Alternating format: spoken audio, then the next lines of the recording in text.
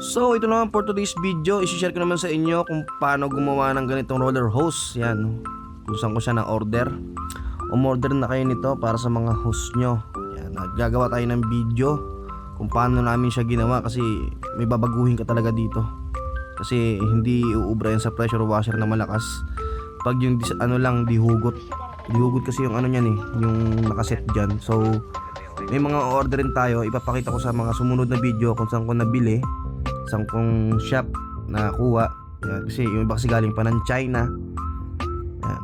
Ito, bumili muna kayo nito nung hose roller. Yan, makita nyo sa baba kung saan ko siya binili.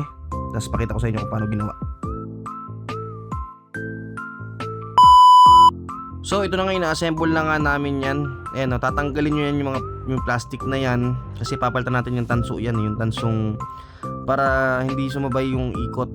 Yan, may sarili silang ikot pareho. Yan yung ano na yan, yung tawag pa dyan. Basta mamaya isunod sa video na to, pakita ko yung link kung saan ko siya nabili.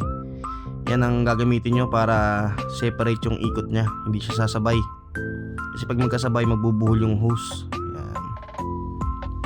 Kaya sundan nyo lang yung mga video na to, turo ko sa inyo kung paano. Yan, ganyan. Ganyan ang forma nya. Titibayan nyo lang talaga. Yan o, di ba? Hindi siya umiikot dito, pero doon sa kabila umiikot na. Kaya may babaguhin tayo dito pag bumili kayo or gumawa kayo nito. Yan. Ito kasi pang heavy duty na to, kasi ilang buwan na gamit ko na din to. Matibay naman. Yan o. Yan, nakalabas lang ng konti. Diyan yung kabitan ng hose. Ayan, ikakabit naman natin yung female ba tawag dyan? Female brush. Yan, dyan siya. Yung para may kabitan kayo ng hose, mas matibay. Yung isa naman ay sa loob. Diba? Yan, ilalagay nyo sa loob. Umiikot na yan, diba? So, titibayan pa natin yan mamaya after nito. Yan, yung hose sa loob naman. Yan siya. Ito naman yung sa labas.